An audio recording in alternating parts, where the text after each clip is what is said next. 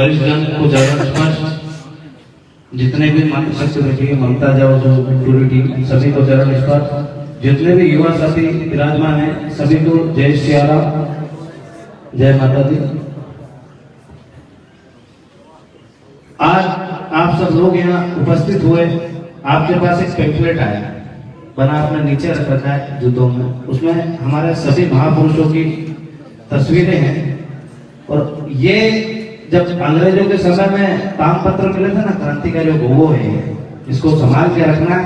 आप हम भविष्य में बता सके कि इन मुद्दों के लिए हम लड़े थे और विजय तो हमारी निश्चित है, हम इसे सबको पूरा करवाएंगे। अभी तक जितनी भी मांगे हमने उठाई है सभी धीरे धीरे पूरी हुई है।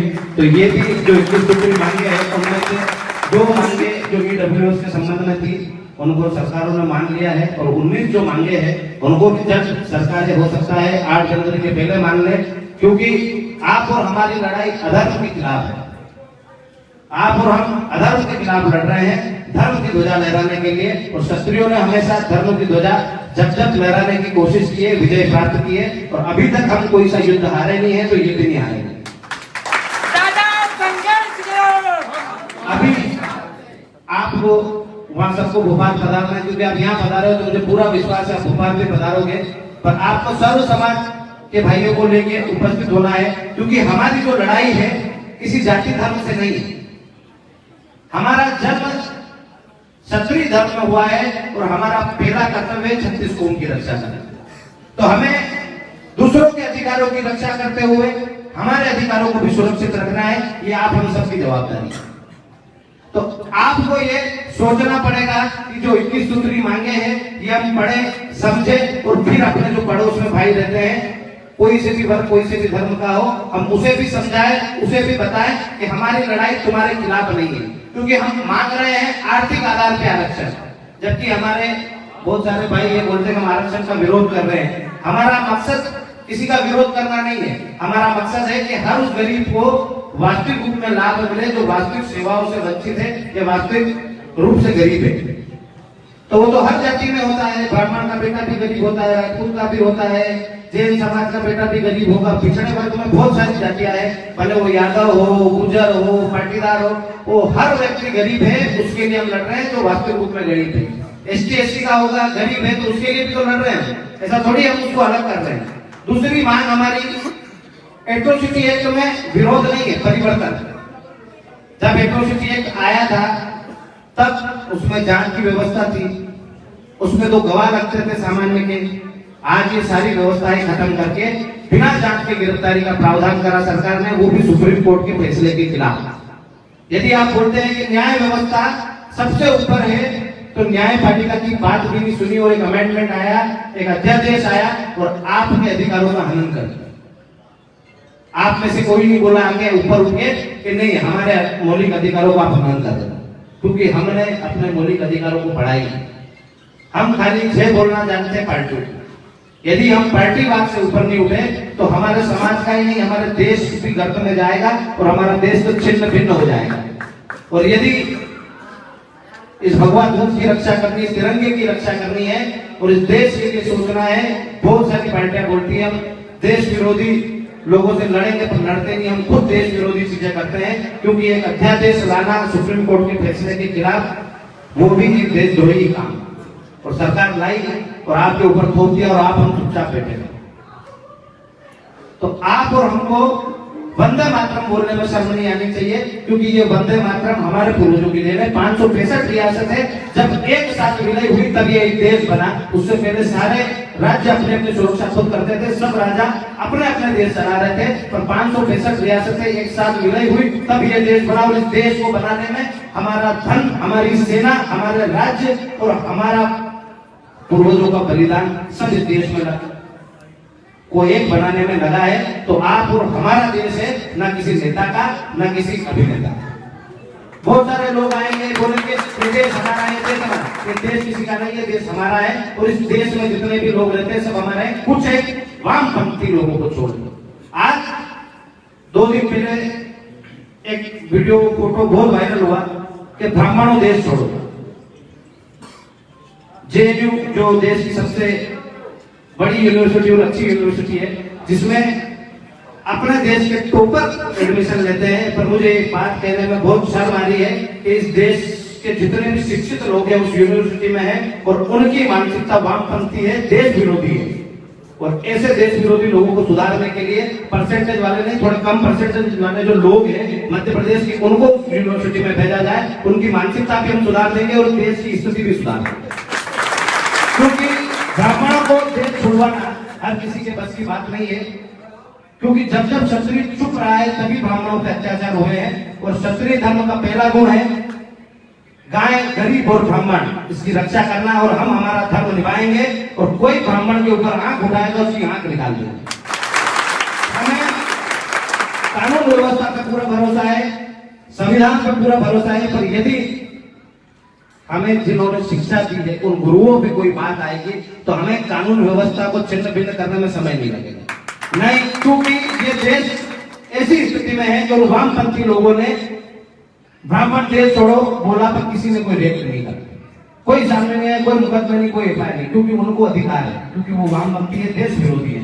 उसमें किसी दलित व्यक्ति का हाथ नहीं है, किसी दूसरे समाज के व्यक्ति का कोई हाथ नहीं है। पर आज देश का जो माहौल चल रहा है वैसे ऐसा लगता है जैसे दलित व्यक्तियों के ऊपर आरोप प्रत्यारोप आ रहे हैं। आप सबसे भी निवेदन है, ब्राह्मणों को देश छोड़ने की बात वामपंथी लोगों ने की है, दलित समाज ने नहीं की है, न ही एसटी वर्ग के किसी व्यक्ति ने की, क्योंकि उनकी विचारधारा वामपंथी है, देश विरोधी है। और जो भी देश विरोधी होगा उसका हम विरोध करेंगे, किसी जाति वर्ग का नहीं करेंगे। तो आप सबसे निवेदन है, जब जब आपको आपके क्षत्रिय गुण याद नहीं आएंगे तब तक हमारे लोगों पे अत्याचार होते रहेंगे, तब तक हमारे लोगों को यहाँ देश से भगाने की बात होगी। पूरा देश हमारा है, इस देश से कोई भी एक भी ब्राह्मण परिवार के बच्चे को भगा नहीं सकता। जो पूर्व में गलतियां हुई है वो अब दोहराई नहीं जाएगी, इस बार सीधे जवाब दिया जाएगा। और विरोध प्रदर्शन करने से, पुतला जलाने से कुछ नहीं होता, उनका देश से बहिष्कार करना होगा। यदि आपको कोई वामपंथी व्यक्ति मिले तो उसको सिरे से खारिज कर दो, ना तो उससे बात करनी है, ना उसका कोई सहयोग करना है। जैसे गांधी जी ने असहयोग आंदोलन चलाया था वैसे भी क्षत्रियों को भी असहयोग आंदोलन चलाना चाहिए वामपंथी लोगों के लिए। जिनकी विचारधारा वामपंथी है उनको बाइकाट करो, ना तो उनको कोई सहयोग लेना है ना उनको कोई सहयोग देना है। वैसे ही उनका पतन होगा और वैसे ही वो स्वतः ही खत्म हो जाएंगे। तो आप सबसे निवेदन है कि ब्राह्मणों की रक्षा के लिए जब भी जरूरत पड़े आगे आए, हथियार उठाने की जरूरत पड़े तो भी उठाए। ऐसा नहीं है कि 2-5-10 दिन अपन जेल चले जाएंगे और अपना परिवार बिगड़ जाएगा। पर यदि हम उनकी रक्षा नहीं कर पाए और ब्राह्मणों को देश छोड़ना पड़ गया तो हमें शर्मिंदगी महसूस होगी, हम जीते जी मर जाएंगे कि हम अपना क्षत्रिय धर्म नहीं निभा पाए। आप सबसे जो अपने 21 सूत्री मांगे हैं उनको घर घर तक बताएं, घर घर तक फैलाएं और हर एक उस व्यक्ति को ये बात समझाएं जो आपका विरोध भी करता हो। वो बोलता हो कि आप लोग हमारा विरोध कर रहे हो, आरक्षण का विरोध कर रहे हो, एट्रोसिटी एक्ट का विरोध कर रहे हो, कि हमारा मकसद विरोध नहीं है। हमारा मकसद है कि एक आईएएस के बेटे को आरक्षण की आवश्यकता नहीं है, एक इंजीनियर के बेटे को आरक्षण की आवश्यकता नहीं, जिसका बड़ा बंगला और उसके पास 4 व्हीलर है उसको आरक्षण की आवश्यकता नहीं है। हम चाहते हैं कि जो ST/SC का गरीब भाई है, जो गाँव में मजदूरी कर रहा है, सुबह की शाम रोटी खाने के लिए कमाना पड़ता है, उस व्यक्ति को उसका लाभ मिले, न कि जो एसी रूमों में बैठ रहे हैं, बड़ी बड़ी गाड़ियों से घूम रहे हैं उनको आरक्षण की व्यवस्था। तो बाहर निकालने के लिए हमारी लड़ाई है, आपसे हमारी लड़ाई नहीं है। और जो हमारे गरीब भाई है उनको भी कम से कम अधिकार मिले, क्योंकि यदि एक फॉर्च्यूनर और स्कॉर्पियो को चलाया जाएगा साथ में तो स्वतः फॉर्च्यूनर उस रेस में आगे निकलेगी और स्कॉर्पियो पीछे हो जाएगी। पर ये जो आरक्षण व्यवस्था है इसमें बाइक वाले को फॉर्च्यूनर वाले से रेस में शामिल किया जाता है, ये बात समझना। क्योंकि एक गरीब व्यक्ति जो है उसकी मानसिक स्थिति, उसकी शिक्षा सारी कमजोर स्कूलों में होती है। तो सरकारी स्कूल में जहाँ टीचर को भी ये पता नहीं है कि नो का पहाड़ा कैसे बोला जाता है, बहुत सारे स्कूल ऐसे हैं, वो उन बच्चों को शिक्षा मिलती है और उनके स्व विवेक से पढ़ के कंपटीशन एग्जाम में बैठते हैं। और एक हाई प्रोफाइल स्कूल का बेटा जो बहुत पैसे वाला है वो अच्छे स्कूलों में शिक्षा लेता है, अच्छी कंपटीशन एग्जाम में फाइट करने के लिए अच्छे कोचिंगों में जाता है, और उस व्यक्ति को एक गरीब बच्चे के साथ बिठाया जाता है जिसकी शिक्षा व्यवस्था सही नहीं रही, और वो कंपटीशन करेगा तो जो अच्छे कॉलेजों में, अच्छे स्कूलों में पढ़ा है वो स्वतः ही उससे जीतेगा, अच्छे नंबर भी लाएगा, उसका सिलेक्शन होगा। और वो गरीब का बेटा हमेशा गरीब ही रहेगा और उसी कंपटीशन एग्जाम में ऐसे वैसे घूमता रहेगा, और कभी वो सक्सेस नहीं होगा। तो जो हमारी व्यवस्था है वो ऐसी होनी चाहिए, गरीब गरीब के साथ कंपटीशन करे और अमीर जितने भी हमारे साथ आए आमने सामने, भले वो राजनीतिक क्षेत्र हो या सरकारी स्कूलों में एडमिशन का मामला हो या जो भी मान लो अपन कोई सी वैकेंसी हो और हमारे आमने सामने आके लड़ेगा तो उसको उसके ज्ञान का भी एहसास करा देंगे और उसकी काबिलियत का भी और उसकी लोकप्रियता का भी, क्योंकि हर चीज ये ऐसा करते हैं हमारे साथ, तो हमारे पाँव में तो जंजीरें बांध दी और उनको खुला छोड़ दी। तो ये जंजीरें तोड़नी है ना, तो इनकलाब लाना पड़ेगा। और इनकलाब का मतलब आप ये कांग्रेस नहीं। हमारे पास बहुत सारे लोगों के फोन भी आए अभी बीच में कि ये जो आंदोलन चल रहा है या आप वाले ये कांग्रेस वाले इसको ऑर्गेनाइजेशन जो है वो कर रहे हैं। मैं एक बात बता दूं, ये जितने भी लोग हैं राष्ट्र विरोधी नहीं, राष्ट्र के हितैषी हैं।